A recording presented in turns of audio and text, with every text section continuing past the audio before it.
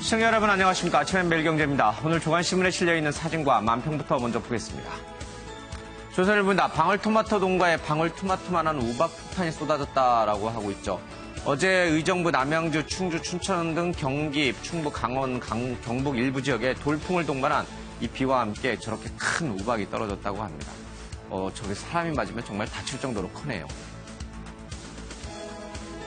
뉴욕 집회 시위로 교통난 세 블록 걸어서 이동하다 문재인 대통령이 지금 유엔 총회 참석차 뉴욕을 방문하고 있는데 교통이 워낙 막혀서요. 세 블록 정도 떨어진 이 동포간담회 행사장까지 저렇게 걸어서 이동을 했다고 합니다. 옆에 경호원들이 날카롭게 경호를 서고 있는 모습이 좀 이색적으로 보입니다. 저는 오늘 신문 보면서 저 오른쪽에 있는 분 가운데 한 분이 히딩크 전 감독하고 비슷하다는 생각이 좀 들었습니다. 요즘 축구계에서도 화제가 되고 있는데 쪼크였습니다. 눈물의 배웅이다라고 해서요. 강릉에서 이 정자 화재 진압에 참석했다가 이 건물이 무너지면서 숨진 두 소방관의 연결식이 있었습니다. 이영욱 고 소방관 그리고 이호연 고 소방교에 대한 연결식 동료 소방관들이 눈물의 배웅을 하고 있습니다. 국민일보입니다. 근속수당 인상하라 학교 비정규직 노조원 집단 삭발하다라는 것인데요. 학교 비정규직 노조원들이 집단 삭발을 하면서 근속수당 연장을 요구하고 있습니다. 중앙일보입니다. 장외 정리다라고 하는데요. 바깥에서 정리가 이루어졌습니다. 송영무 국방장관이 문정인 외교안보 특보에게 했던 말 과했다라고 사과하면서 문정인 특보의 손이 올라갔다라고 보고 있는데 글쎄요. 저 만평이 정확히 맞는 건가요? 청와대가 그렇게 손을 들어줬다라고 보고 있습니다. 뜻밖의 악몽이다라고 하는데요. 김미화, MB, 치지마라고 하는데 과거 이 블랙리스트 대상에 올랐던 김미화 씨, 저 개그 프로가 유명했죠. 치지마라고 MB가 악몽을 겪고 있다라고 만평이 그렇습니다. 한겨레입니다. Winter is coming이라고 하는데 지긋지긋한 가을 모기라고 해야죠. 면박산성도. 겨울이 다가오고 있습니다. 이명박 전 대통령에게도 굉장히 추운 겨울이 되지 않을까 싶다라는 한겨레식의 만평이 좀 그려졌습니다. 지금 설국열차를 빗댄 건가요? 아니면 과거 광우병 사태 때 겨울에 있었던 광우병 시위를 얘기하는 건가요? 자, 오늘 함께 해주실 분들 소개해드리겠습니다. 박원석 전 정의당 의원, 소종섭 전 시사저널 편집국장, 김남국 변호사, 이수희 변호사가 함께합니다. 어서 오십시오. 안녕하세요. 안녕하세요. 자, 조선일보 기사 보겠습니다. 미국 위협받으면 북한 완전 파괴할 수밖에 없다. 트럼프 대통령이 어젯밤에 유엔 연설을 통해서 로켓맨 김정은이 자살 임무를 수행하고 있다라고 얘기를 하고 있습니다. 유엔이 이에 대해서 방관자가 되면 악마가 승리할 것이다 라고 얘기를 했네요. 북한은 타락한 국가다. 미국이 위협받으면 북한을 완전히 파괴할 수밖에 없다라고 해서 군사적 행동이 다가오고 있음을 암시했다라는 해석도 나오고 있습니다. 로켓맨, 그 자신과 정권에 대한 자살 행위를 하고 있다라는 얘기가 나와 있고요. 그 밑에는 맨해튼 교통 체증 탓에 자동차 대신 도보를 이동하는 문 대통령의 모습이 보이고 있습니다. 이 분이 좀 히딩크처럼 닮았습니다. 한미 입장 완벽히 같을 순 없지만 북핵 한미 공조 정말로 철석 같다라고 얘기를 하고 있네요. 동포간담회에서 한미 갈등에 대한 질문이 나오자 이렇게 철석 같다라고 믿어달라라고 문재인 대통령이 얘기를 했습니다. 자, 여기까지 좀 보고요. 트럼프 대통령의 얘기를 좀 들어보겠습니다. The United States has great strength and patience. But if it is forced to defend itself or its allies, we will have no choice but to totally destroy North Korea. Rocket Man is on a suicide mission for himself and for his regime.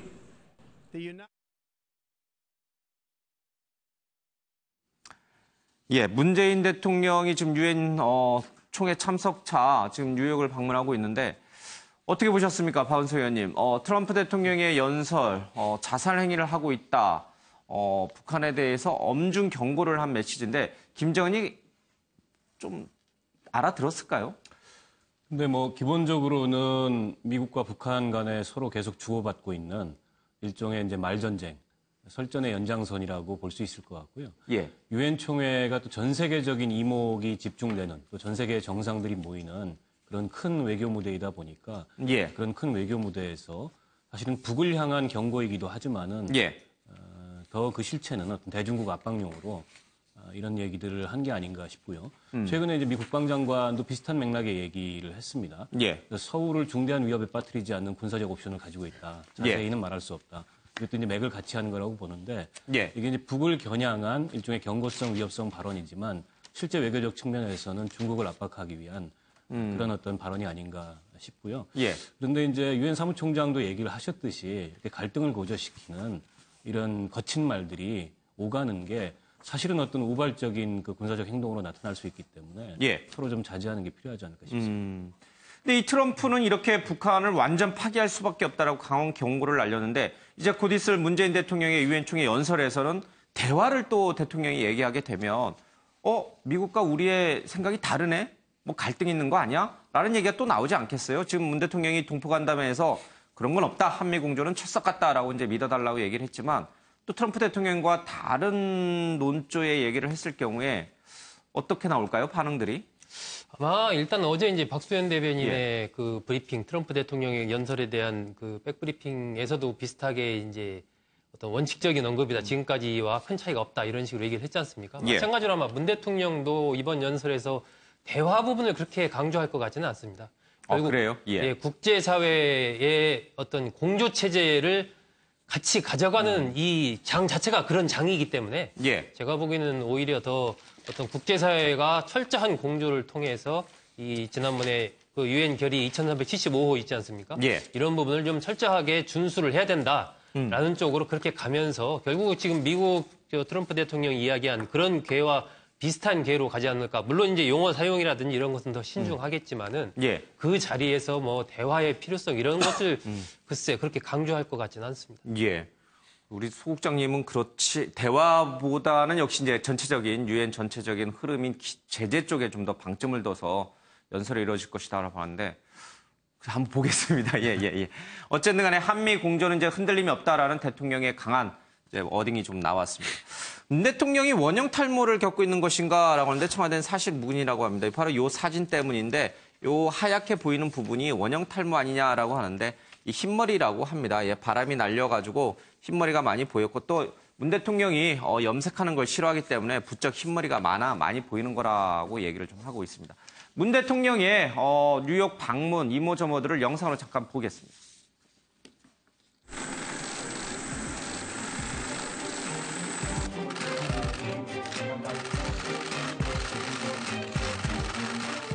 어떻습니까? 이 말하면 우리 대한민국 동계올림픽 개최할 만한 나라 맞죠? 또 이 정도면 제가 평창 명예홍보대사라고 할 만합니까?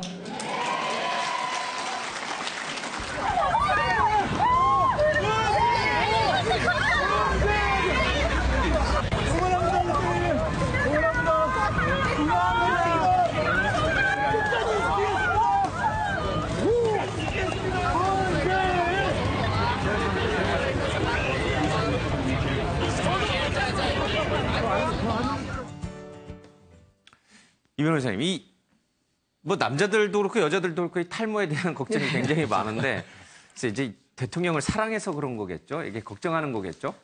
그 이전에 치아도 좀 뭐 임플란트 얘기가 이제, 있었죠. 이 뭐 청와대가 특히나 대통령이 보통 자리가 아니고 보통 일이 많은 게 아닌데 특히나 지금 이제 북핵 때문에 사실상 이제 실효성 있는 대안이 없는 주제라는 게 가장 곤혹스럽고 또 힘든 상황이죠. 저는 그런데 이제 그게 한편으로는 그럴 수가 있어요. 이렇게 이제 뭐 치아라든가 이런 만일 저게 이제 탈모라고 하면은 정말 고생하는구나라는 것도 있지만 한편으로는 능력 면에서의 뭐 본인이 능력 이상의 주제인 건가? 뭐 이렇게도 비칠 수가 있는 거거든요. 그래서 저런 대통령의 어떤 외모 변화라든가 그런 거는 양쪽으로 볼 수가 있다. 그래서 뭐 탈모가 있다든가 뭐 치아가 있다든가 하는 그런 게 사실상 그게 있다 하더라도 저는 밝히지 않는 것이 맞다는 생각이 듭니다. 그냥 좀 평온한 상태에서 평상심에서 업무를 진행하고 있다라는 것을 보여주는 것이 더 낫지 않을까. 저는 어제 그 모습 보면서 뭐 탈모는 아니라고 하는데도 좀 그런 생각을 해봤습니다. 그런데 이게 영상이, 글쎄요, 뭐, 방송사 영상 같지는 않아 보이고, 이제 뉴욕에 있는 저 현지 동포들이 찍어서 본 것 같은데, 저는 갑자기 이제 그런 좀 주변적인 생각인데, 그런 생각이 좀 들었습니다. 박근혜 전 대통령이 뉴욕을 방문했을 때, 외국에 갔을 때, 따라다니면서 이제 피켓 시위한 경우가 많이 있었잖아요. 이제 뭐 국내 정치 현안과 관련해서 뭐. 근데 어제 저 뉴욕 활보할 때는 그 반대하는 피켓 시위가 안 보였어요? 다들 뉴욕 동포들은 문 대통령이 오신 거를 열렬히 환영하는 건가요? 그러니까 그만큼 이제 문재인 대통령이 가진 정치력의 크기라고 생각이 되는데요. 박 전 대통령하고는 달라요? 예, 그러니까 사실은 문재인 대통령이 뭐 어떤 득표율과 관계없이 정책이나 아니면 어떤 정치적인 행보를 할 때의 모습을 보게 되면 사실상 통합의 어떤 그런 모습을 굉장히 많이 보여줬습니다.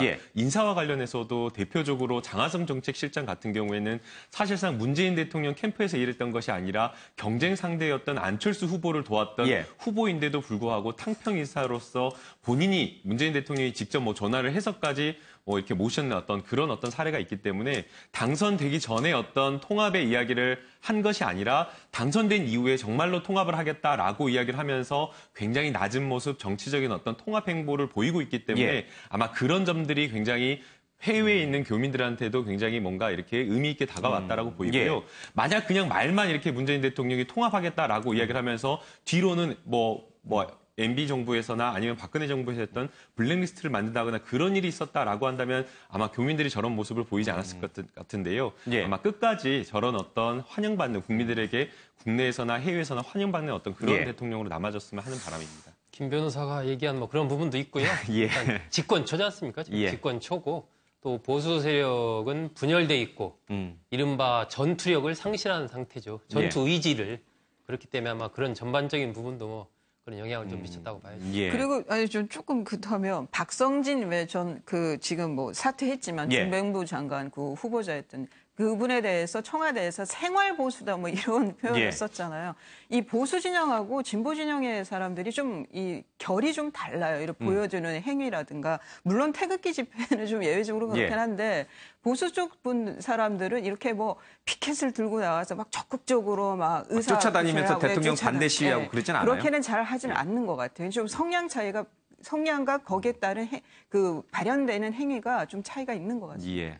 뉴욕에는 적극적인 태극기 집회에 나가셔서 열심히 태극기 흔드시는 그런 분들은 좀 없나 봅니다. 어쨌든 박 전 대통령이었으면 저렇게 교통체증 때문에 이렇게 도보로 갔을까 뭐 그런 생각도 좀 들게 되고 여러 가지 좀 비교합니다. 근데 뭐 다 가정이고 상상이니까 뭐 얘기를 더 끌어가기는 좀 어려운 것 같습니다. 자, 대통령 해외 순방 때 사고 징크스다라고 하는데 역대 대통령들이 해외 나갔을 때마다 여러 가지 이제 문제가 좀 있었습니다. 지금 대표적으로 꼽는 것은 바로 이 송영무 장관과 이 문정인 외교안보 특보 간의 얘기일 것 같은데요. 청와대 대통령 뜻과 다른 송영무 국방장관에 대해서 불쾌감을 표시했다라고 조선일보는 기사를 뽑고 있습니다. 글쎄요, 이게 불쾌감을 표시한 건지는 정확히 좀 봐야 될 것 같습니다.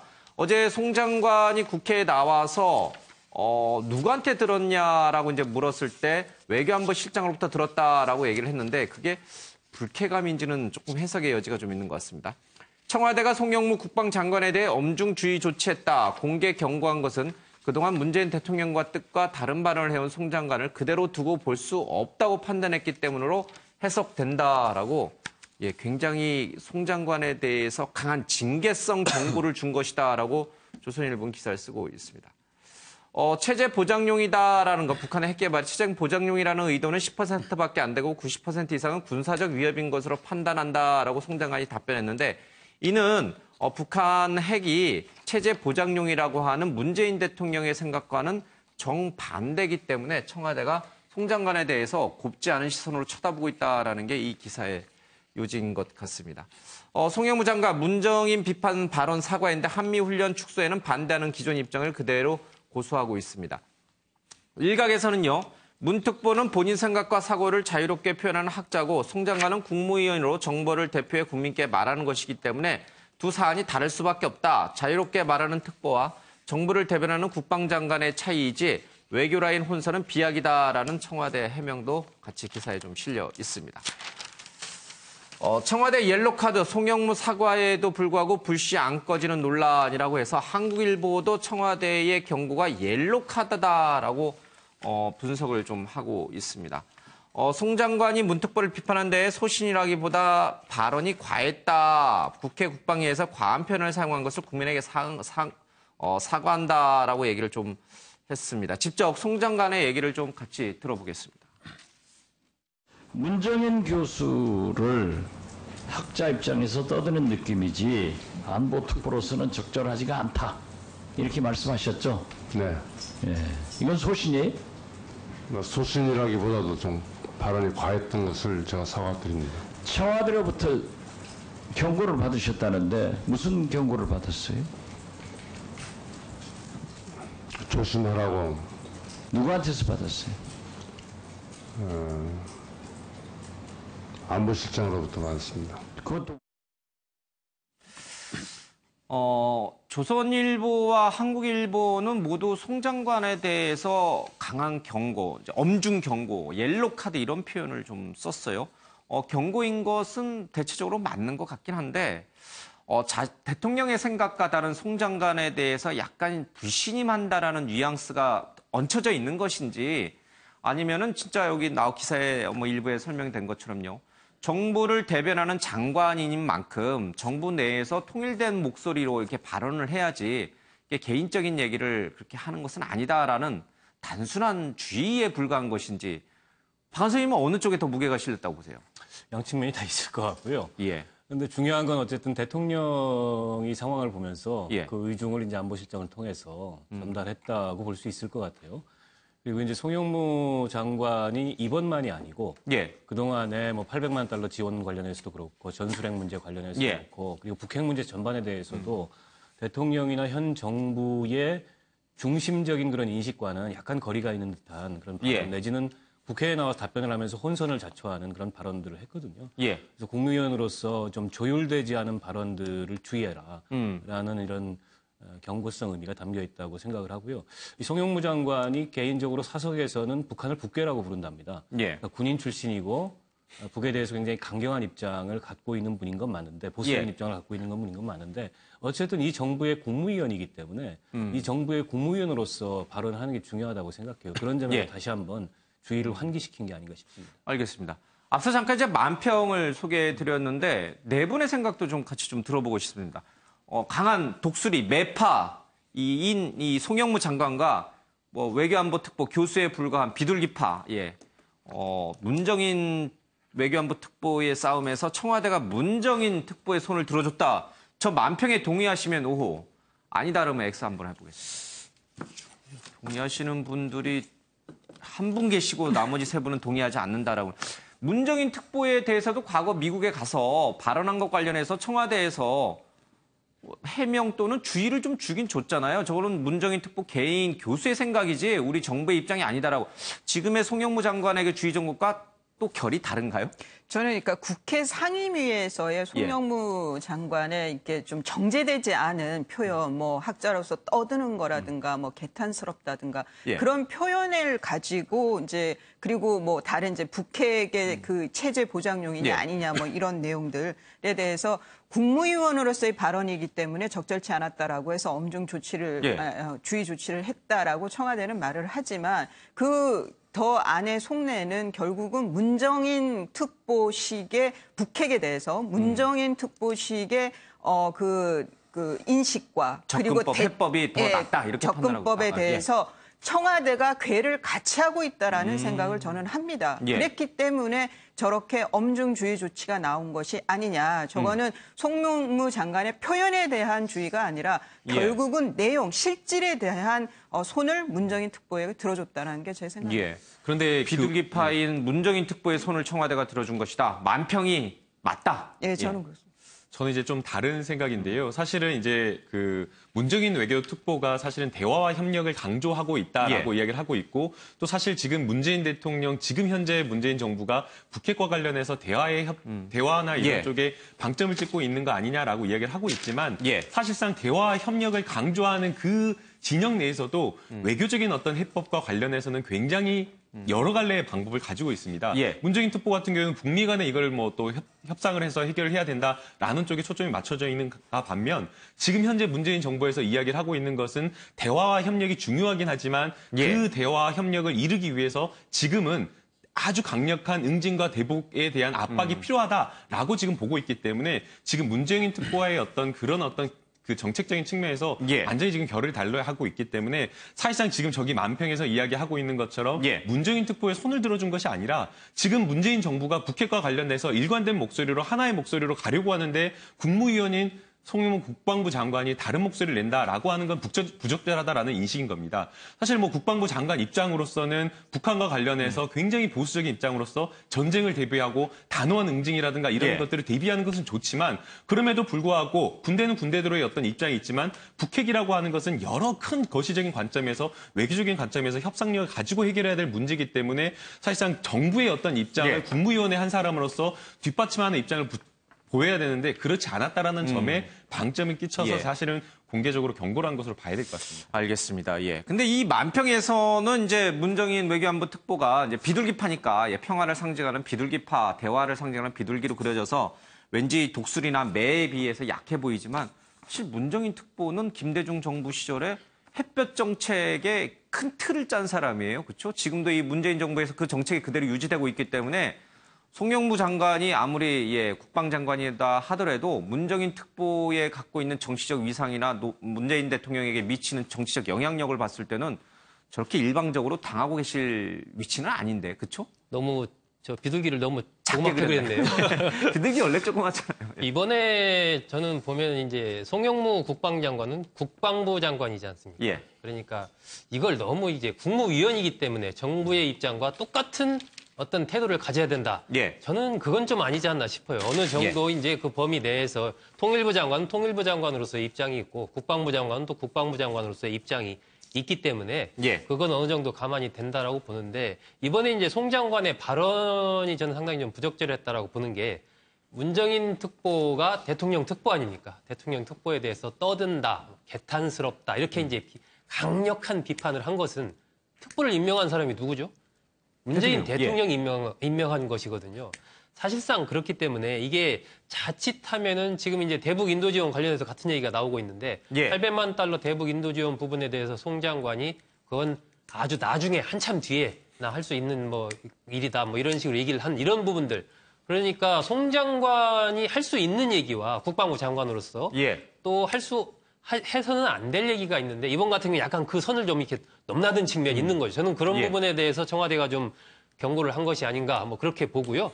그 문정인 특보에 대해서도 청와대가 그동안에 몇 차례 좀 불편한 어떤 그런 얘기를 했지 않습니까? 좀 문정인 특보가 가지고 있는 어떤 전략적인 감각이라든지 이런 부분은 저도 인정을 하지만 최근 이런 국면 속에서 이른바 한미 군사훈련 축소 문제라든지 여러 가지 부분들은 사실 또 우리 국민들이 받아들이기 힘든 그런 얘기들도 지금 많이 하고 있거든요. 그러니까 청와대가 문정인 특보의 주장을 일방적으로 또 동조하기도 어려운 상황이에요.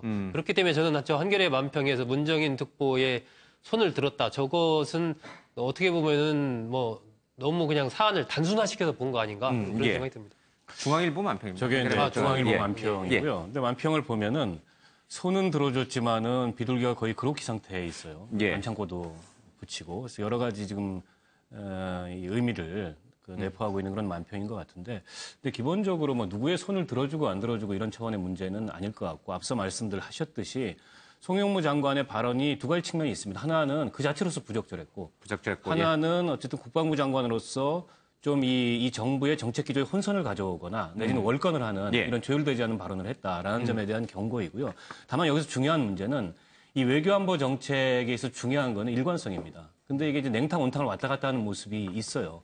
여전히 기조가 좀 안 잡혀 있는 측면이 있고 이게 이후에 이른바 이제 외교안보 라인 내에 자주파와 동맹파 간의 그런 갈등 불협화음 이런 걸 계속적으로 낳는 거 아니냐 이런 우려들이 있습니다. 이제 그런 점들을 어떻게 기조를 잡아나갈 건가 이게 이제 이후에 중요한 과제일 것 같아요. 알겠습니다. 뭐 누구의 손을 들어줬다 그런 시각에서 볼 필요가 없다라고 하는 분이 세 분이고 이수희 변호사께서는 뭐 맞다. 이제 이렇게 좀 본 것 같습니다. 사실 이제 대북 문제가 쉽지 않은 거예요. 그만큼 그렇죠. 강하게 몰아붙이기도 쉽지 않고 또 대화를 하기도 쉽지 않은 상황에서 문재인 대통령의 유엔 연설을 좀 주목해 보겠습니다. 문 대통령의 신옹호부대 문꿀 오솔이라는 아마 조직이라고 해야 될까요? 뭐 이런 사람들이 있는 것 같아요. 조선일보에서 기사를 썼는데요. 열성 팬들 문자 폭탄을 보내는 것에 대해서 비난이 쏟아지자 비판글의 비공감, 비추천을 해서 인터넷에서 자동적으로 사라지게끔 만드는 그런 작업을 하고 있다고 합니다. 문자폭탄 대신에 문 대통령을 비판하는 인터넷 댓글을 인터넷상에서 아예 사라지게 하는 방식을 쓰고 있다고 합니다.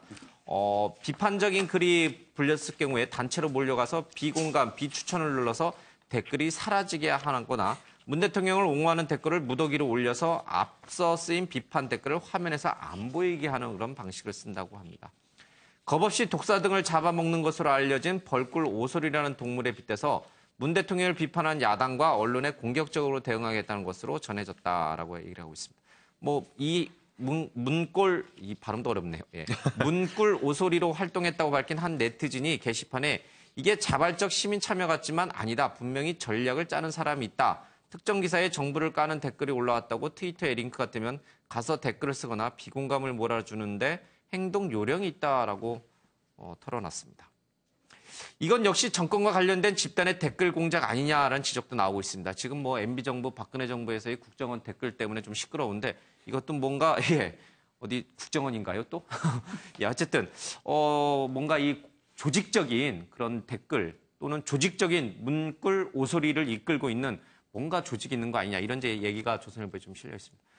글쎄, 신빙성에 대해서 우리가 여기서 지금 확인할 방법이 없어서 어느 정도 이게 맞는 기사인지는 잘 모르겠습니다만은 이 변호사님, 네. 좀 그럴듯해요? 이런 조직이 있는 것 같아요? 그러니까 이제 지금 그 국정원 댓글 때문에 지금 계속 검찰에서도 부르고 하고 있는데, 그러니까 기본적으로 보수 정권에서 갖고 있었던 조바심이라고 그럴까요? 그러면 그것은 이런 인터넷상의 포털이라든가 이런 댓글에 있어서 절대적으로 열악한 위치에 있다라고 생각을 한 거죠. 그 조바심에서 나온 것이 이런 이제 국정원에서의 일련의 그런 행위들이었고, 하지만 이제 진보 쪽에 있는 지금 사회단체라든가 이런 아니면은 시민단체 아니면 자발적인 어떤 팬클럽이라든가 이런 곳들이 보수 진영보다는 훨씬 더 조직화되어 있고, 그러니까 그게 돈으로 움직인다는 얘기가 아니라 어떤 신념이 됐든 그게 어떤 애정이 됐든 뭘 떠나서 여하튼 굉장히 조직적이고 또 자발적이고 가장 강력한 힘을 가지는 이유가 그렇게 움직이는 것 같고, 보수 쪽에서는 그런 조직들이 없으니까 이거는 돈 줘가면서 이제 댓글을 달아야 되는 상황이 된 거죠. 저는 국정원의 댓글에 대해서 그걸 옹호하는 것은 아니고 애초에 태생 자체가 그런 조바심이라든가 이런 거에서 나왔다는 거죠. 그래서 저는 조선일보 이 기사에 대해서는 많은 사람들이 이렇다라는 생각은 하는데 딱히 이 단체라든가 이런 곳을 조사를 할 수는 없는 거니까요. 단순한 팬클럽 차원에서 이런 게 있을 수도 있고, 아니면은 정말 뭔가 이 냄새가 나는 국정원까지는 이제 아니겠지만 뭔가 냄새가 나는 뒤에서 조직화된 어떤 진짜 이 조직이 있을 수도 있고 여러 가지 이제 생각이 듭니다만은 굳이 이렇게까지 해야 되나 그런 생각이 좀 들어요. 대통령 비판하는 댓글이 좀 인터넷 위에 올라가 있으면 안 되는 건가요? 일단은 기사에 조금 신빙성이 조금 의심스럽다라는 생각이 듭니다. 제가 방송에 출연하기 때문에 사실 진보 카페라든가 커뮤니티라든가 보수 커뮤니티라든가 여러 개를 다 가입해 있고요. 또 문재인 팬클럽이라고 하는 곳에도 다 가입되어 있지만 사실 이런 글을 좀 찾아보기가 어렵고요. 그래서 조직적으로 어디 있으니까 글 올라가서 비추나 친추 추천 눌러라라고 하는 글을 보지 못했고, 그다음에 제가 이 방송을 또 들어오기 직전에 또 모 포털 사이트에 나와 있는 어떤 정부를 비판하는 글 댓글 밑에 봐더라도 그냥 다 비판 댓글이 다 올라와 있습니다. 그렇기 때문에 사실은 이 지금 내용 자체를 좀 신빙하기는 어렵다라는 생각이 들고요. 문재인 대통령이나 현재 문재인 정부를 지지하는 어떤 지지 그룹을 보더라도, 시민단체를 보더라도 사실상 비판하는 어떤 그런 그룹도 있는 것이고, 또 정책 사안별로는 또 칭찬하는 그룹도 있는 것이기 때문에 사실상 무조건 맹목적적으로 막 문재인 대통령 찬성한다라고 해가지고 우르르 몰려가가지고 찬성하는 댓글을 달고 또 그걸 반대하는 사람들한테 공격하는 어떤 그런 어떤 조직적인 움직임이 있느냐, 그건 좀 아니겠다라는 생각이 좀 그럼 그냥 자발적인 시민들의 정치적 판단으로 좀 봐야 되는 깨어있는 시민들의 자발적인 행위다 이렇게 봐야 그렇게 봐야 될 것 같습니다. 저는 이제 김 변호사랑 생각이 조금 다른 게요. 저는 다들 다르네요. 이건 이렇게 심각하게 끌고 갈 건 아닌데 그런 정도는 아닌데, 이게 어쨌든 저도 관심을 갖고 이 부분에 대해서 전에 좀 한번 알아봤던 적이 있어요. 알만한 사람한테. 그랬더니 이게 순수하게 그냥 파편화된 개인의 어떤 움직임이라고 보기엔 좀 어려운 부분들이 일부 있고, 그러니까 조직화된 부분이 있다는 거죠, 분명히. 그러니까 아까 그 네티즌이 전략을 짜는 사람이 있다라는 그 부분에 저는 일정하게 그 부분에 좀 동의를 하는 편이고, 이것이 이제 뭐 이 국정원 댓글과는 완전히 다르죠. 저건 이제 정부 돈을 가지고 한 거고. 하지만 이것은 일종의 지금 문 대통령 지지자들 사이에 지난 그 노무현 대통령의 그 당시 지켜주지 못했다. 뭐 이런 게 있어서 우리가 지켜줘야 된다. 이런 이제 정서가 있는 거예요. 그래서 그러한 부분들이 이제 조직화되어 가지고 이러한 어떤 정부의 비판적인 어떤 그런 글 같은 게 올라온다든지 아니면은 어떤 진보적이라고 통칭되는 언론에서 대통령을 비판하는 어떤 기사를 낸다든지 이랬을 때 그런 부분에 대해서 과거의 그런 것들을 이제 되새기면서 우리가 지켜줘야 된다라고 굉장히 옹호하는 댓글을 많이 다는 이런 어떤 조직화된 흐름이 분명히 있다라는 것이죠. 알겠습니다. 아니, 근데 그런 흐름이 있을 수 있는데 이 기사는 조금 악의적이에요. 그러니까 그런 흐름조차도 사실은 자발적인 거지 거기에 무슨 국가기관이 개입을 하거나 이런 뭐 정치적 목적을 가지고서 뭐 공권력이 동원되고 이런 게 전혀 아닌데 이걸 댓글 공작하고 비교한 이 기사는 좀 악의적이고 다만 이런 면은 있겠죠. 그러니까 대통령의 일거수일투족이나 정부의 어떤 정책적인 정치적인 이런 판단 같은 게 모두 다 칭찬의 대상이 되거나 내지는 비판의 대상이 되지 말아야 될 이유는 없습니다. 그런 면에서 이런 어떤 문재인 대통령을 지지하는 사람들의 이런 행동이 과연 균형 감각이 있는 거냐 이런 맥락의 문제 제기는 할 수 있을 텐데 그 자체에서 조직된 것이라고 해서 그게 MB 정부 시절이나 또 박근혜 정권 시절에 있었던 이 정보기관의 조직적인 댓글 공작과 같은 그 동일선상에서 비교될 문제는 아닌 것 같아요. 그러니까 뭐 정부도 그렇고요, 국가도 그렇고 일반 개개인들도 그렇고 좀 인터넷은 그냥 말 그대로 좀 자유로운 공간으로 좀 냅뒀으면 좋겠습니다. 뭐 할 만하고 비판할 거 있으면 비판하고 그걸 인위적으로 뭔가 흐름을 바꾸려고 하는 그런 조직적인 활동은 좀 하지 않았으면 좋겠습니다. 인터넷 강국으로서 좀 창피한 이게 그런 상황인 것 같습니다. 자, 사회 사건 소식을 좀 보겠습니다. 남경필 경기도지사가 사과했습니다. 아들이 마약 혐의로 지금 체포돼서 구속영장을 지금 실질 심사를 받기 위해서 나오는 모습인데 같은 날 카메라 앞에 선 아버지와 아들의 모습입니다. 참으로 딱한 상황이 됐습니다. 영상 보겠습니다. 필로폰 투약은 왜 하셨어요? 필로폰은 언제 처음 손댔습니까? 같이 투약할 여성을 왜 찾으신 거예요? 아버지한테 할 말 없습니까? 투약 왜 했는지 말씀. 아버님한테 하신 말씀 없어요?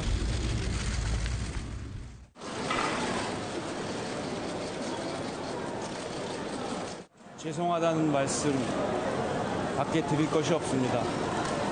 사과드립니다. 있어서는 안 될 일입니다. 아버지로서 참담한 마음입니다. 가슴이 아픕니다. 그냥 아들을 따뜻하게 안아주고 싶습니다. 그러나 앞으로의 모든 것은 스스로 결정하고 헤쳐나가고 이겨나가야 한다고 얘기해 주겠습니다. 경기도지사로서 경기도정이 흔들림 없도록 최선을 다해서 일을 할 것입니다. 국민 모든 분께 고개 숙여 사과드립니다.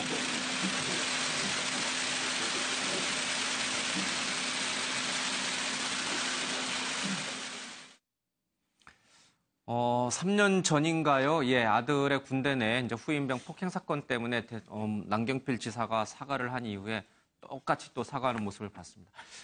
아들의 이 마약 행위에 대해서는 어제 저희들이 이제 많이 다뤘으니까 그러니까 이 아들 남모 씨는 왜 문제를 일으켰을까? 약간 이제 심리적인 측면이 좀 있을 텐데 아버지는 유력한 정치인이고 또 집안도 좋고 뭐 하나 부러울 것 없는데 왜 마약을 몰래 들여와서 뭐 같이 마약을 흡입할 여성을 채팅 앱에서 찾았을까? 왜 삐뚤어졌을까? 뭐 이런 부분에 좀 누가 좀 얘기를 좀 속 시원하게 해줬으면 좋겠어요. 왜 있는 집안의 자식이 왜 이렇게 삐뚤어졌을까? 이게 이제 자식 둔 사람은 이게 말을 함부로 하면 안 된다고 해서 말이 조심스럽긴 한데요. 이게 지금 지난 2월에 남경필 지사가 이제 그 뭐 인터뷰한 거를 보면 아들하고 따로 지내고 있다 그래요. 아들이 이제 그때 그 후임병 폭행 사건 이후로 아버지한테 부담된다고 해서 뭐 가족이라서 같이 지내는 건 아닌데 또 성년이니까 또 따로 지내고 있는데요. 이제 우리가 많이 오해하는 것 중에 하나가 이런 필로폰이나 뭐 코카인 이런 마약을 하는 사람들은 그거에 늘 취해가지고 다른 사회생활을 못하는 줄 오해를 해요. 근데 그렇지가 않아요. 그 막상 잡혀보면 뭐 거기에 이제 중독이 워낙 많이 된 사람은 전혀 사회생활을 못하지만 그게 아닌 경우에는 술 마시는 거하고 비슷한 그 양상을 보여요. 사회생활은 사회생활대로 하면서 중독성 때문에 계속 찾는 경우들이 있거든요.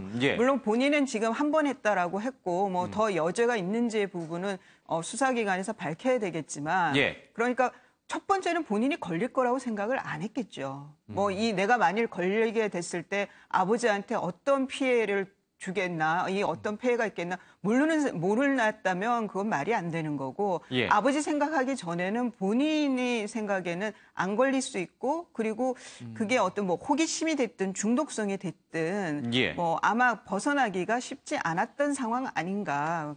저는 뭐 아버지에 대한 반항이라고 하기에는 나이도 너무 많고요. 그리고 뭐 이전에 20대 때랑 10대 때 생활까지 우리가 거슬러 가서 얘기할 거는 아닌 것 같고 그거는 이제 좀 그 전형적인 요즘에 그러면 마약이 우리 사회에서 그 이전보다 많이 퍼져 있어요. 그것도 저는 원인 중에 하나라고 봅니다. 철부지 아들의 그냥 단순한 일탈된 행동인가 아니면 우리 사회의 이른바 부유층 자제들의 삐뚤어진 어떤 도덕적 의식, 윤리의식을 반영해 주는 것인가 이런 이제 생각들을 좀 복잡하게 좀 떠오르게 되는데 문제는요. 이 남경필 지사의 아들일 정도면은 글쎄요. 뭐 이게 선입견일지 모르겠습니다만은 뭐 저처럼 이렇게 평범한 사람들은 잘 안 만날 거 아니에요. 좀 있는 집안 자식들이 있는 집안 자식들끼리 만난다. 끼리끼리 만난다고. 이 남경필 지사의 아들의 마약 사건이 혹시 우리 사회 유력 정치인 내지는 좀 재벌 내지는 뭐 이런 분들의 자제들하고도 또 연결될 가능성이 좀 있는 건가요? 우리 탐사보도 많이 하시는 거예요. 이번 사건의 양상을 봐서는 그럴 가능성은 높지는 않아 보이고요. 단독 범행이다. 예, 그렇게 보입니다. 뭐 연결될 가능성이 높지는 않아 보이고. 그런데 저는 이번 걸 보면서 저도 아버지로서 참 안타까움이 있었는데 이게 이제 남경필 지사가 지금 5선 의원 하고 이제 도지사 하지 않습니까? 정치 활동을 오래 했고 또 부친도 재선 의원을 했고 그리고 남 지사가 이제 개인적으로 지난 지방자치단체장 선거 직후에 이제 그 부인과 이혼을 했잖아요. 여러 가지 이런 부분들이 결국 이 장남이 성장하는 과정에 어떤 좀 부모로서 엄마나 아버지가 충분히 어떤 대화를 하거나 어떤 애정을 주거나 이런 부분이 좀 부족한 어떤 그런 일이 있었던 것 같다. 그것이 결국 이제 군대에서의 그런 폭행으로 연결이 됐고 지금 이렇게 마약을 하는 단계까지 결국 이것은 뭔가 의지할 데가 없다라는 거 그리고 본인 나름의 어떤 꿈과 비전을 찾을 수가 없다라는 거. 그랬을 때 이제 이런 쪽에 의지를 하게 되는 것이거든요.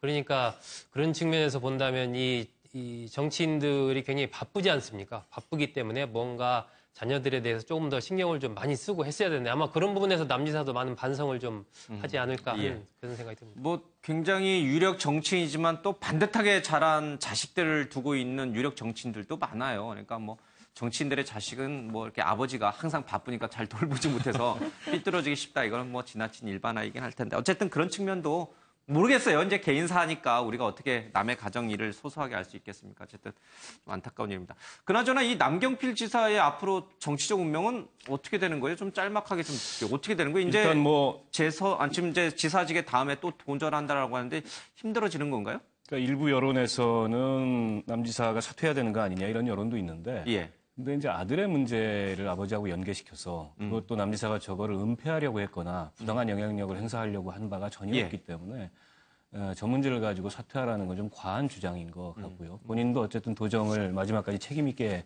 수행하겠다는 의사표명을 했고 다만 이제 지금 남경필 지사는 내년에 지방선거 재출마를 강력하게 시사를 했고 또 바른정당 내지는 보수진영 전체를 통틀어 봐도 남지사만한 경기도지사 후보가 없는 것도 사실입니다. 근데 거기에는 굉장히 큰 악재가 될 수밖에 없을 것 같아요. 지금 당장 도지사직을 수행하는 것에 이의를 제기하지 않는 분들도 남경필 지사가 다시 출마해서 경기도시사직을 다시 수행하는 것에 대해서는 그다지 지지가 없을 수도 있습니다. 그런 면에서 개인으로서는 굉장히 중대한 정치적 고비를 맞이했고 개인뿐만 아니라 바른정당이 지금 어쨌든 개혁적 보수의 중심을 잡고 뭔가 기존의 자유한국당과는 차별화된 정치 행보를 통해서 보수를 재건하는 데 구심이 되고자 하는데 이해운 전 대표에 이어서 남경필 지사가 이런 개인적인 악재를 만나면서 바른정당 내부도 굉장히 좀 복잡하지 않을까 싶습니다. 알겠습니다. 정치적 파장도 좀 있고 개인 사적으로 보면 이제 각 가정에도 큰 파장이 있는 것 같습니다. 알겠습니다. 블랙리스트 댓글 부대 점점 MB로 향하는 검찰의 칼끝이다라고 하는데 이명박 전 대통령에 대해서 박원순 시장이 고소를 했습니다. 그리고 김미화 씨도 마찬가지고요. 검찰 수사가 불가피하고 시기만 남았다 이런 얘기들이 좀 흘러나오고 있습니다. 이명박이 적폐 몸통이다. 박원순도 가세했다. MB 측은 정치보복이다라고 격앙된 분위기를 보이고 있습니다. 박 시장이 어제 기자회견을 통해서요. 야권의 세력 확장을 막기 위해 박 시장을 제압하려고 시도했던 것이고 이 전 대통령이 조폭 수준의 무단 통치를 했다는 증거다라고 이제 주장을 좀 하고 있습니다. 이명박 전 대통령 측에서는 대통령이 그렇게 한가하지 않다. 이런 거를 일일이 보고받고 지시를 내릴 정도로 그렇게 한가한 자리가 아니다라고 이제 반박하고 있습니다만 사안이 좀 중대해 보입니다. 박원순 시장과 관련된 인물들의 얘기 좀 들어보겠습니다. 이명박 전 대통령이 정말 부끄러움 없이 이 백주 대낮에 거리를 활보하고 있다는 이 현실이 정말 어리상실이라고 생각을 하고요. 정말 요즘 젊은 사람 말대로 싫어하냐? 왜 하필 저냐고 제가 한탄을 하면서 생각을 좀 해봤습니다. 비슷한 피해를 입은 저희 문화예술인 동료 여러분들뿐만이 아니고 문화예술을 하려고 하는 많은 후배 여러분들을 위해서 제가 선배로서 이 자리에 기꺼이 서야 되겠다라는 생각을 했고요. 이게 원세훈 원장의 책임만으로 그것은 꼬리 자르기다. 오히려 그 위에 대통령이 직접 보고받은 여러 문건들이 나오고 있기 때문에 저는 책임을 면할 수 없다 이렇게 생각합니다. 저는 개인적으로 피해자일 뿐만 아니라 한 사람의 정치인으로서 정말 이런 것에 대한 어떤 사명감과 책임감을 느끼고 고발을 하게 됐습니다. 박근혜 전 대통령 옆에 안종범 경제수석처럼 깨알 지시를 깨알처럼 받아 적는 인물이 있었다면, 이명박 전 대통령 옆에도 그런 인물이 있었다면 아마 이제 대통령이 지시를 한 것인지 아닌 것인지 보고를 받았는지 안 받았는지 이제 확인이 되겠습니다만 저게 확인이 가능할까요? 지금 현재 나온 어떤 증거나 이런 것들에 비추어 보면 확인된 사실은 청와대에서 일단 기획비서관이 국정원에 지시를 했고 그 지시에 따라서 국정원이 실행을 했다라고 지금 밝혀진 사실이고요. 그다음에 이제 단순하게 그냥 말로만 이렇게 지시 명령이 보고가 왔다 갔다 한 것이 아니라 문건까지 작성이 됐고 그 문건이 청와대로까지 보고가 되었다라는 겁니다. 그러나 뭐 청와대에 다 근무를 해보신 분이나 뭐 청와대 근무 안 했다 하더라도 사실상 어떤 회사나 조직 내에서 일을 했던 분이라고 한다면 비서관, 기획비서관 정도 된다라고 한다면 청와대에서 굉장히 중요한 위치에 있었던 사람으로 저희가 알고 있는 것이고요. 그다음에 그 기획비서관이 국정원에 실제 직접 지시를 했을 정도다라고 한다면 그것은 청와대에서 이것을 직접 관리, 지시한 어떤 그런 업무로 보는 것이 그냥 경험칙에 비춰봤을 때 상식적이라 할 것입니다. 그렇다라고 한다면 이것은 적어도 그 해당 부서에서 주요한 어떤 업무로 관리가 된 것이고 그렇다고 한다면 당연하게 그 당시에 이제 대통령이었던 이명박 전 대통령에게까지 보고가 된 것이 아니냐라는 어떤 그런 부분까지 충분히 생각할 수 있는 것이기 때문에 아마도 이 부분까지 검찰은 충분히 생각을 해서 수사를 할 것으로 보이고요. 다만 이 부분과 관련해서 직접 문건을 작성한 작성자의 어떤 그 진술이 나와야 되는데 아마 그 진술이 나올지 여부는 조금 불확실한 측면이 있으나 청와대에서 일했던 사람들의 어떤 진술은 나오지 않을 가능성이 높아 보입니다. 청와대에서 이명박 전 대통령과 함께 일했던 분들이기 때문이죠. 그러나 민병주 전 이 단장 같은 심리 전단장 같은 경우에는 국정원에서 일했던 사람이고 지금 이분과 관련해서 국정원에서 일을 했지만 굉장히 본인이 이것을 전부 다 책임지는 것을 굉장히 부담스러워하고 있기 때문에 아마 이 부분에 대해서 이명박 전 대통령이 관련되어 있다라고 하면 본인이 알고 있는 사실을 소상하게 아마 진술할 가능성이 조금 있어 보입니다. 친노가 스스로를 패족이라 부를 정도로 노무현 정부 말기에 이제 이쪽 진영이 굉장히 붕괴돼서 너무나 손쉽게 대권에 잡았던 이명박 대통령. 그러나 뜻하지 않게 노무현 전 대통령의 퇴임 후 인기가 막 치솟으면서 뭔가 좀 작업을 하고 싶었던 욕구는 좀 있었을 것 같다는 생각이 좀 들어요. 그렇죠? 인터넷이라든지 아니면 또 광우병제 사태 때도 보여줬듯이 여러 가지 이제 좀 인터넷의 민심을 좀 관리할 필요는 있었다라고 생각이 들고 국민들의 어떤 방송이나 스크린을 조금 통제를 해서 조금 그런 이미지를 좀 지우고 싶었던 욕구는 있을 것 같다라는 생각이 좀 드는데 그게 대통령까지 나서서 정말 이 청와대 최고 수뇌부가 모여서 야, 이거 이제 여론을 좀 바꿔보자. 좀 뭐 10년 만에 우리가 잡았는데 이거 좀 해보자. 정말 이런 기획회의를 했을까? 그래서 박원순 시장, 김미화 씨 뭐 등등에 대해서 저렇게 블랙리스트를 만들었을까?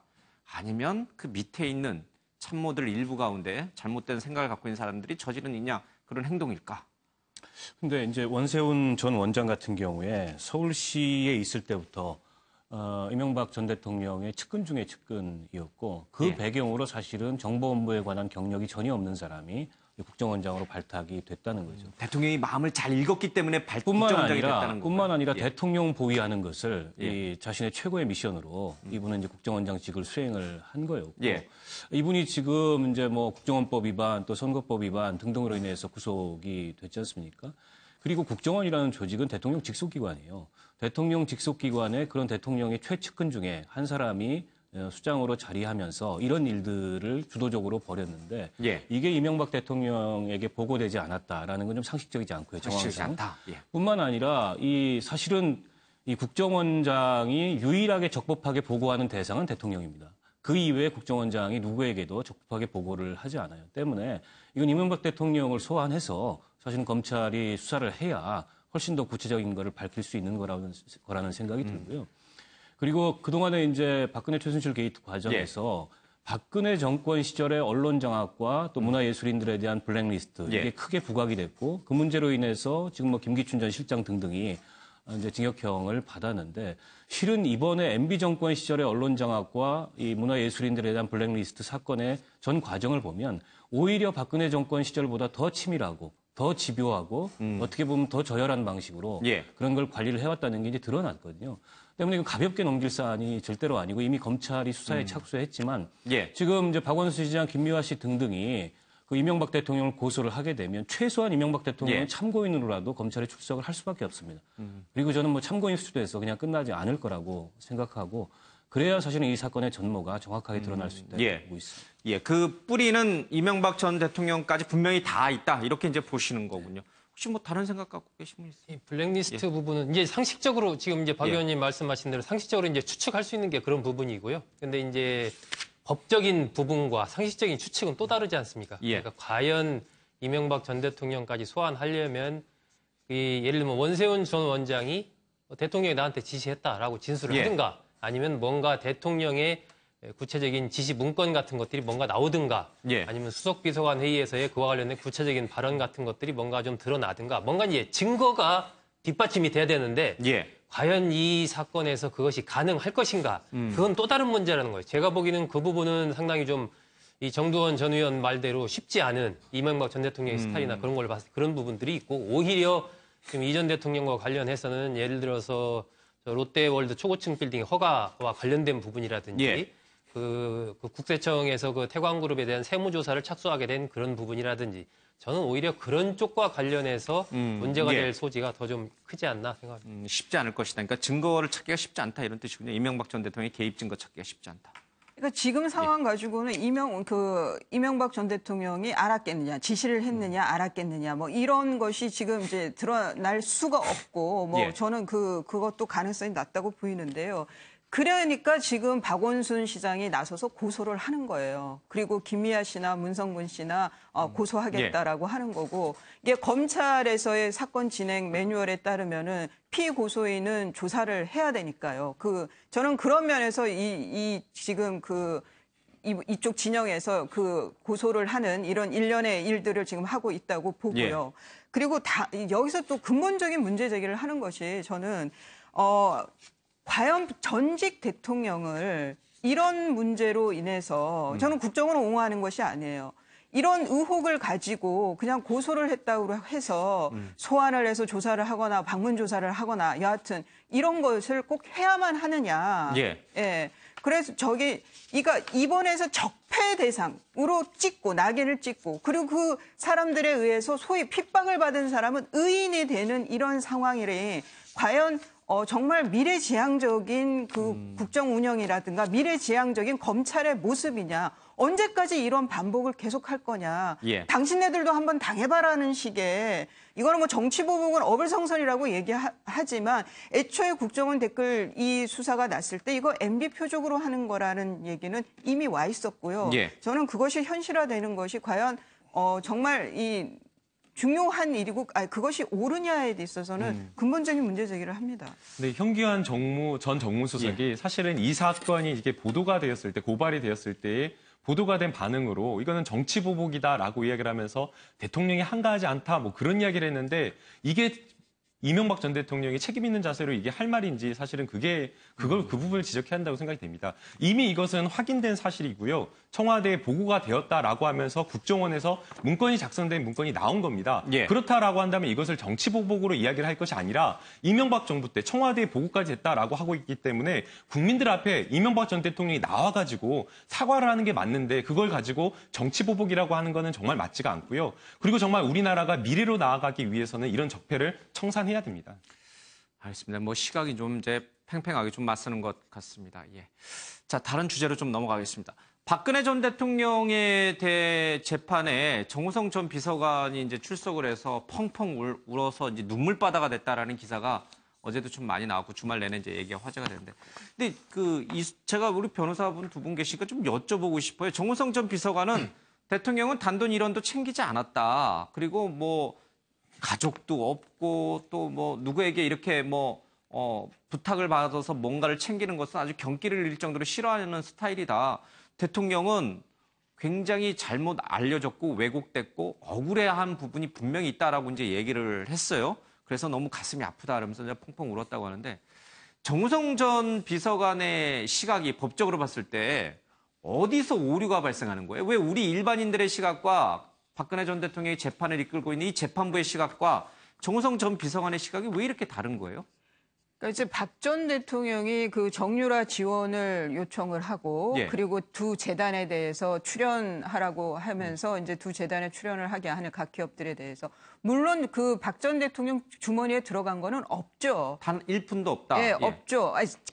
지금 문제된 상황까지는 없었어요. 예. 그 정유라 지원도 독일 쪽에 그 최순실 씨가 뭐 계약해서 간 거고. 그런데 그러니까 최순실 씨가 대통령의 이름을 팔아서 그런 일을 했다라고 하면은 대통령은 죄가 없는 거죠. 거기에 예. 관여한 바도 없으니까. 하지만 그게 아니라 정유라 지원이라고 하는 특정인의 지원을 해주기 위해서 총수와 만나서 독대를 하면서 그런 거를 부탁을 하고 예.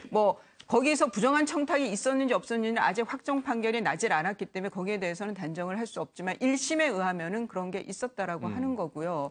인정을 받은 거고. 그러면은 나는 내 주머니에 돈이 안 들어갔다고 해서 뇌물죄의 공범이 아닌 건 아니거든요. 그 역할이라는 게 총수 불러서 부탁하는 거. 예. 그 역할을 한 거고. 그 돈은 정유라나 최순실에게 간다는 걸 알고 있었고. 그러면 그거는 법률적 판단이 달라지는 거죠. 그러니까 정호성 그 전 비서관은 대통령은 사익 추앙, 그러니까 돈 들어간 게 없는데 왜 뇌물죄냐라고 하는 건 그런 법리에 대한 오해가 있는 겁니다. 근데 지금 이제 예. 구속된 지가 꽤 됐잖아요. 이제 그 감방 안에서 굉장히 많은 이제 변호사도 만나보고 자문도 받을 것이고 이제 책도 보면서 그리고 또 똑똑하신 분이잖아요. 네. 그러니까 이제 이수희 변호사가 말한 것처럼 단돈 한 푼 안 받았다 하더라도 대통령이라는 직위를 이용해서 공무원이라는 직위를 이용해서 내가 아는 개인에게 최순실과 정유라에게 굉장히 이익이 될 수 있는 여러 행동들을 했다라면 그게 죄가 된다는 것은 누구나 봐도 너무나 당연한 거죠. 근데 왜 이 정우성 비서관만 그거를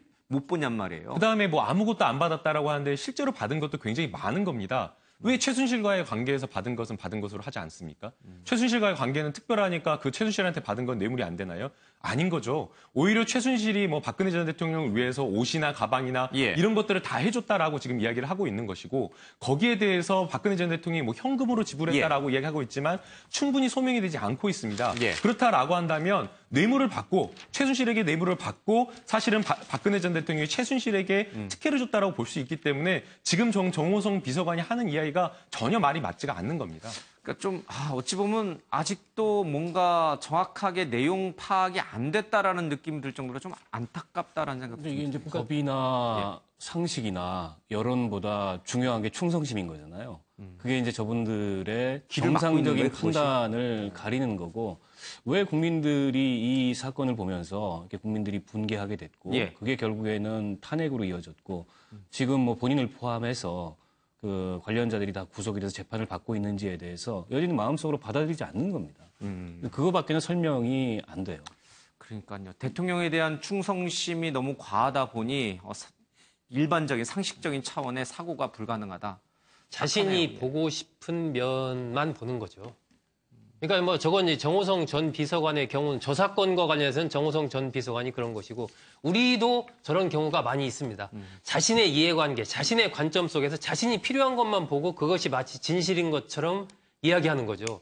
정호성 전 비서관은 지금 박 전 대통령과의 관계 속에서 자신이 봤던 박 전 대통령은 뇌물이나 이런 부분에 경기를 일으킬 정도의 청렴한 사람이었다. 그거 이제 정호성 전 비서관의 관점에서 자신이 보고 싶은 면, 자신이 말하고 싶은 면만 자꾸 얘기를 하는 것이기 때문에 일반인들의 인식과는 당연히 큰 괴리가 있을 수밖에 없죠. 날카로운 지점을 얘기하신 것 같습니다.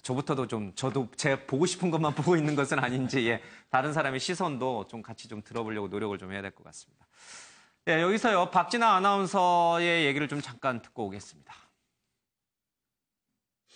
창렬식품, 창렬스럽다는 말 혹시 들어보셨나요? 지난 2009년 가수 김창렬 씨가 한 식품업체와 광고 계약을 맺었는데 해당 업체가 납품한 제품이 가격에 비해 부실하다는 소문이 누리꾼 사이에서 퍼지면서 등장한 말입니다. 이 말이 유행어로 쓰이면서 광고 모델인 김 씨는 이미지에 큰 타격을 입었다고 주장했는데요. 이 때문에 지난 2015년 해당 식품업체를 상대로 1억여 원을 청구하는 소송을 제기했습니다. 하지만 지난 2월에 1심 재판부가 패소 판결을 내린 데 이어서 어제 항소심 재판부도 김 씨의 항소를 기각했습니다. 재판부의 판단은 이렇습니다. 1심 재판부는 김 씨의 그동안의 행실이 문제를 확대시켰다는 이유를 들었고요. 어제 항소심 재판부는 1심의 판결이 타당하다며 식품업체 측의 손을 들어준 겁니다. 항소심에서 진 김 씨는 어제 한 언론과의 인터뷰에서 나도 창렬스럽다는 말을 가끔 쓴다. 이제 무덤덤하다라는 입장을 밝혔습니다. 과연 김 씨가 이번 판결에 불복해서 상고에도 나설지 관심이 쏠리고 있습니다. 계속해서 대담 이어가겠습니다. 갑질 논란을 빚었던 박찬주 육군 대장이 뇌물 혐의로 구속영장이 청구가 됐습니다. 민간업체 편의 봐주고 대가를 받았다라는 건데요. 군 검찰이 폐기할 차량과 장비 등을 고철로 처분하는데 박 대장은 민간 고철업자가 이 사업을 수주하도록 편의를 봐줬다라고 얘기를 하고 있습니다. 그냥 공관병에 대한 갑질로만 알았지 그래도 나름 군 복무는 명예롭게 한 줄 알았더니 이 뇌물까지도 받았다? 이 산이 달라지네. 이거 찍어내기예요? 아니면 이게 지금 박 대장은 혐의를 부인하고 있어요. 그래서 이거는 속단을 할 수가 없고 이전에 이 군 수뇌부들의 뭐 독직 사건이라든가 이런 걸로 해서 기소됐지만 무죄 판결 받고 나온 사례가 제법 있었거든요. 그래서 이 박 대장의 경우에도 뭐 그 돈 거래 정황이 있다라고 하는데 민간업체하고 그거는 좀 더 이제 결과를 봐야 되겠습니다. 다만 이 박 대장의 그 부인의 그 부인이나 박 대장이나 그 갑질 행위를 가지고 아주 여론이 비등해서 어떻게든 그 형사 처벌은 하기는 해야 되는데 좀 곤혹스러웠던 것 같아요. 군 검찰이. 그래서 한마디로 좀 탈탈 턴 것 같은데. 갑질 갖고는 뭔가 이 징계를 내리기가. 구속시키기도 어렵고 그건 뭐 구속이 불가능하니까 그러니까 뭔가 좀 탈탈 턴 것 같아요. 그러면서 나온 건데 저는 이거는 좀 결과를 봐야 될 것 같습니다. 일종의 별건 수사라는 거죠. 이제 이 혐의가 약하니까 다른 혐의를 찾아내서 저 사람 망신 주기를 계속해 간다. 근데 뭐 박 대장을 옹호할 상황은 전혀 아닙니다만 어쨌든 정말 이런 혐의가 있는 것인지 아니면 이것은 좀 잘못된 것인지는 좀 냉정하게 봐야 될 것 같아요. 박찬주 대장의 과거 발언들, 영상들 좀 잠깐 화면을 보겠습니다.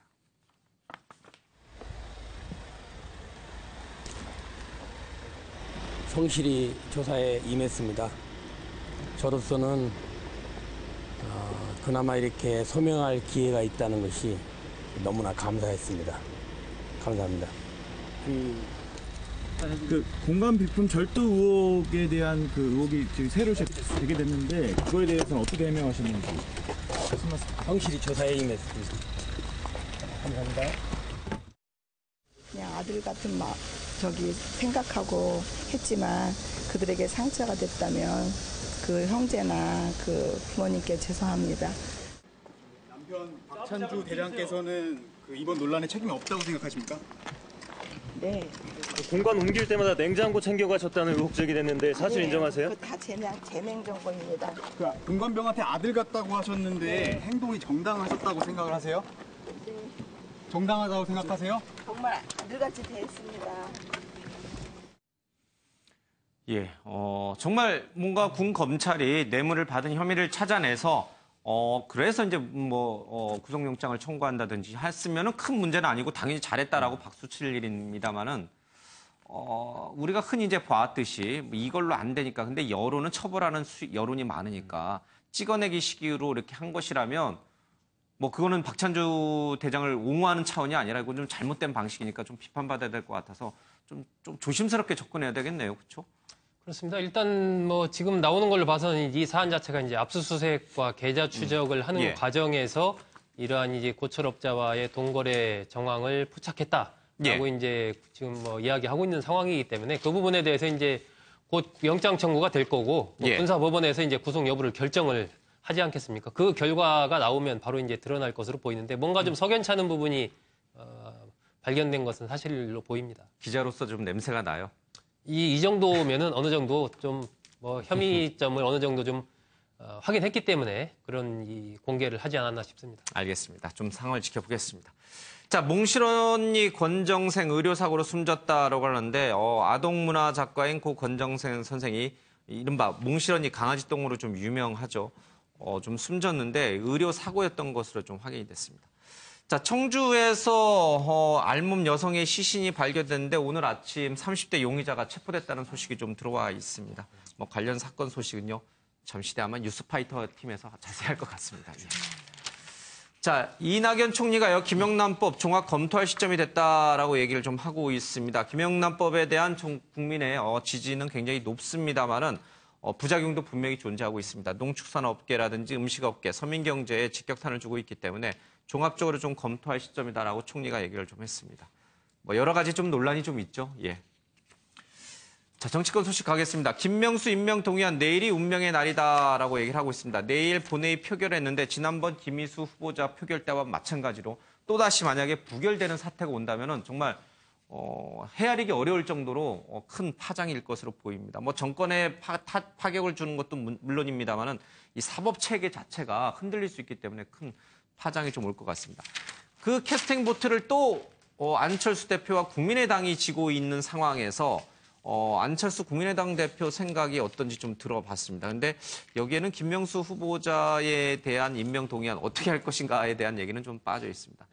어쨌든 본인이 굉장히 억울하다는 입장이 또 이 한국일보 기사에 좀 주가 이루고 있는데 이번에는 어떻게 할 것 같아요? 국민의당과 안철수 대표. 그러니까 침묵을 지키는 의원들이 많다는 얘기가 이제 좀 나오곤 있습니다만 어떤 결정을 하게 될 것 같아요?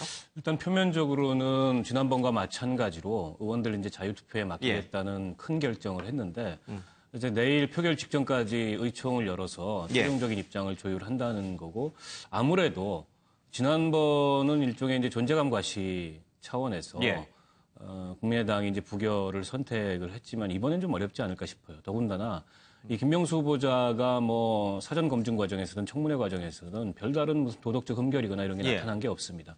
다만 지금 자유한국당이나 보수 정당에서 문제 삼고 있는 것은 이분의 이제 판결 성향 그리고 동성애 지지다, 옹호다 이런 문제를 가지고 물건으로 지고 있는데 그건 부결의 명분으로서는 굉장히 약한 것 같고요. 그런 면에서 국민의당이 이게 만약 부결되었을 때 여당한테 타격을 주는 것도 있지만 반대로 그게 돌아올 어떤 그 폭풍을 부메랑 효과를 고려했을 때 이번에는 선뜻 그런 선택을 하기가 어렵지 않을까. 그래서 저는 국민의당이 가결적으로 의사결정을 하지 않을까 싶습니다. 이 인터뷰 내용에 보면은 서울과 부산시장 출마 요구가 나온다는 얘기인데 지금 시장 선거에 나가겠다고 하면 셀프 공천이 된다. 그러면 그 자리에 관심 있는 누가 우리 당에 오겠는가. 그것은 오히려 당대표로 직무유기다라고 얘기를 하고 있습니다. 일면 이해가 되는 대목도 있습니다만은 그렇다면 지난 경선 과정에서 당이 시키면 뭐라도 하겠다라고 했던 말과는 또 사뭇 또 달라진 뉘앙스여서 또 논란의 대상이 될 수 있을 것 같고 지난 대선에서 가장 아쉬운 순간은 언젠가라고 얘기를 했더니 당 대선 후보로 선출되고 나서 열흘 정도인데 당 선거대책위가 자리도 잡기 전에 민주당의 네거티브가 쏟아지면서 대응을 잘못한 게 문제다라는 얘기를 하고 있습니다. MB 아바타 갑철수로 인해서 대선에서 진 거 아니냐라는 주장에 대해서 왜곡된 이미지 때문에 진 것이지 자신이 잘못한 게 아니다라고 얘기를 하고 있습니다. 이 국민의당 대선평가위원회가 가장 큰 페인으로 바로 안철수 후보의 자질 문제를 지적을 했는데 거기에 전혀 동의하지 않는다라는 얘기입니다. 그러니까 사실은 우리 송 국장님한테 좀 얘기해요. 이게 안철수 대표의 인식이 약간 좀 다르죠? 아까 잠깐 우리가 정호성 전 비서관 얘기를 잠깐 했습니다만 본인이 보고 싶으신 것만 보고 계신 건가요? 과거 안철수 대표 이미지와 최근 이미지가 저는 좀 많이 달라지고 있지 않나 그렇게 보입니다. 안철수 어떻게 보면 이제 현실 정치에 많이 적응을 했다. 링 안에 들어와 있다라고 볼 수 있는 거. 그 얘기는 안철수 대표가 애초에 추구했던 새로운 정치 이것과는 또 상대적으로 멀어진 부분이 있다라고 이제 보여지는데 저는 안철수 대표가 어떤 미래 지도자 이미지 있지 않습니까? 결국은 이것으로 승부를 걸지 않으면은 앞으로 정치적인 미래를 담보하기 상당히 좀 어렵지 않나. 자꾸 지금 보면 안철수 대표는 이 과거의 어떤 야당, 뭐 투쟁하는 야당 이러한 상을 자꾸 그리고 있어요. 과거 이미지랑 또 다르고 또 달라지고 있는데 저는 오히려 지금 이번 인터뷰에서도 그런 얘기 했었죠. 너무 이 과거에만 현재 정부가 좀 집착하는 부분이 있다라고 얘기를 했는데 안철수 대표는 향후에 자신의 어떤 미래 비전을 가지고 정치적인 승부를 좀 걸어야 할 것으로 보입니다. 알겠습니다. 김명수 후보자 인준안 좀 관심 있게 지켜봐야겠습니다. 오늘 아침의 멜경제 여기서 마치겠습니다. 고맙습니다.